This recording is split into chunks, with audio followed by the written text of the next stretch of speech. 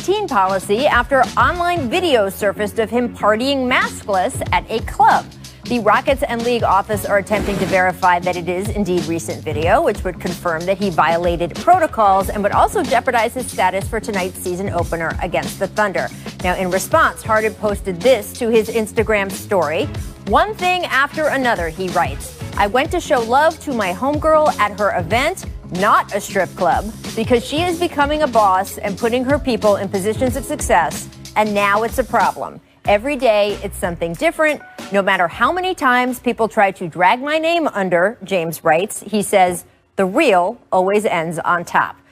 Of course, I would personally note that the issue the NBA is investigating isn't whether he was at a strip club specifically. It's being at an indoor gathering with a crowd of people without a mask, all of which is against NBA rules. And on top of all of that, we have breaking news on the jump. Here to give us the latest on the Rockets, our senior NBA insider, Adrian Wojnarowski. Woj, I want to get to Harden in a second, but you have a developing story here. Some of the other Houston Rockets who may not be available for tonight's season opener against the Thunder. What is going on? Yeah, Rachel, the Rockets are conducting contact tracing on a few of their players, including a couple of their key players, beginning with John Wall, DeMarcus Cousins, and KJ Martin, their rookie forward, I was told tested positive, but they're testing him further for the coronavirus. What I was told was they were away from the facility in the last day or two, getting a haircut, and they were at an apartment of one of the players, and so it was Cousins and Wall and KJ Martin among them. There might have been another player there.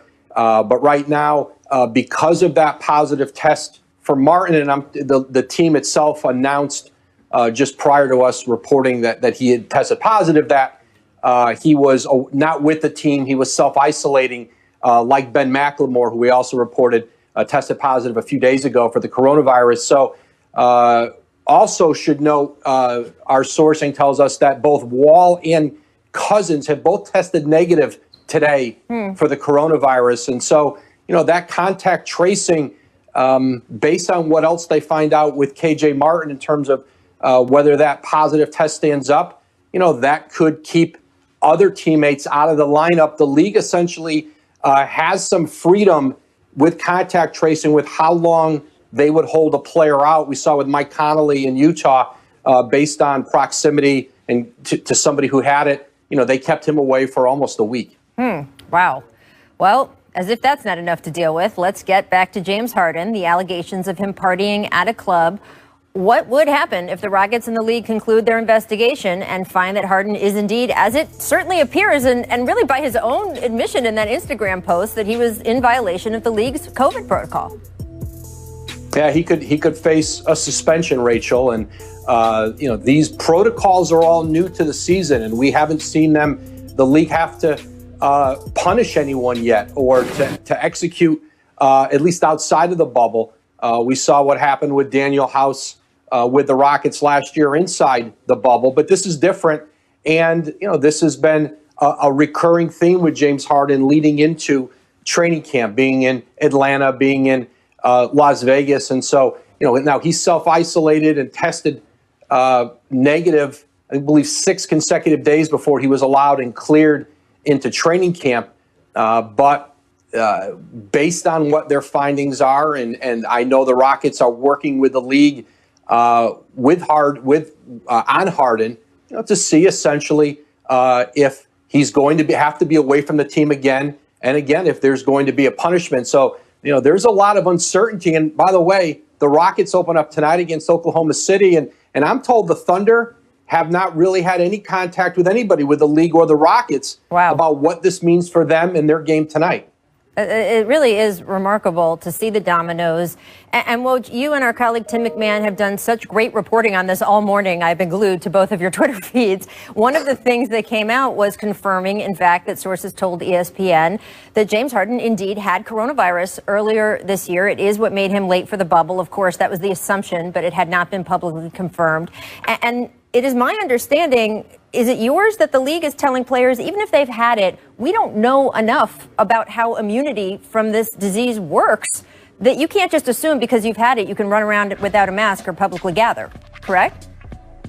That's exactly right, Rachel. The rules don't change for you if you have previously tested positive and now just have the antibodies, or you've yet to have the coronavirus. The rules in place are the same, and so they wouldn't be different for James Harden or any other player or individual in the league who's going to be tested and be around his peers. Really, just every day I wake up and something new is happening in Houston. I know it's 10 times for you guys. Thank you so much for your insight, Woj. Thanks, Rach. We will be here all show. So if anything else more breaks, you know where to find us. Okay, sounds good. I want to welcome back in Vince Carter, Kendrick Perkins. Guys, I want to start with you, Vince. What is your reaction to hearing the latest news on James Harden? Well, when I first heard about it, I was like, again? I was like, or is this the same, the right. original one? So, I mean, I know he doesn't want to be there, and, he's doing everything he can to get moved. But Perk has said this for a long time now, is Houston Rockets have the keys, and they could do with him what they want. And another thing that he said, that they don't have to move him to the team that he wants to go to. Mm-hmm. So with all of the back and forth and not showing up and going here and going there, they can send you wherever they want to send you and just deal with the consequences. Or, if he doesn't show up to practices, the games, and they play, they're going to continue playing with or without him. So he has to realize, I think if he wants to get moved, he just needs to just do what he needs to do.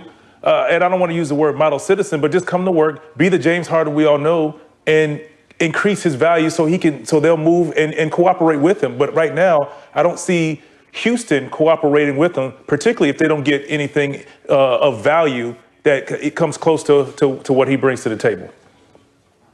Yeah, and Vince, Rachel, look, Vince is letting them off the hook pretty easy. This is bad. This is not good for several reasons. And one of those reasons is that, one, if you're trying to get moved, like Vince said, then you have to be a professional. Because not only do the Rockets have the keys and they don't have to trade you, but it's a turnoff to other organizations. Because I've been hearing from multiple GMs that they're scared of trading for James Harden, and it has nothing to do with his own court. What he does on the court is what he does off the court, and they're scared that if they trade him, that he's going to be a bad example in the locker room because of things like this. And here's another thing that makes me so mad about this. And I love James as a person, but he is burning down the bridge for the younger generation. It's guys like Barkley, Magic, Michael Jordan, all these guys who paved the way for guys like James Harden to be making hundreds of millions of dollars. And right now, the way that James is acting, he's acting selfish because, for the simple fact, they have a younger generation that's coming up. And what's going to happen is the owners are going to go to the CBA when it's time to negotiate, and they're going to say, you know what, we got to discuss things like this. And you don't want to do that. You want to keep making it easier for the next generation of kids to be able to get paid hundreds of millions of dollars. So right now, I don't approve of anything that James is doing. And I saw his Instagram post. We're not trying to drag his name through the mud. He's creating these problems himself. We just have to address it. Yeah, I mean, look, again, I want to stress, the NBA in general, there's no morality thing here about its players going to strip clubs because, gosh, guys, that's been happening for quite a long time. It's right now in coronavirus. It's the same issue with, exactly, you've heard that once or twice, Vince. It's the same issue with Lou Williams. There was no morality judgment about, oh man, he was in a strip club. You cannot be in a place with lots of people right now. You just can't. It puts your teammates in jeopardy. It puts the rest of the league in jeopardy. It goes back to the selfishness that you're talking about. And that's often also really the issue here with the fact that he tested positive before. He's already been through all of this. I understand that for players who have tested positive, and I've heard this from other players around the league saying, well, I have antibodies now. Why do I have to be so limited in my personal life? Shouldn't that just apply to the people who haven't had it yet? It doesn't work like that. You have to think of the whole, not just of yourself. And that is what the NBA may be telling him in terms of a fine or a suspension later today. Yep.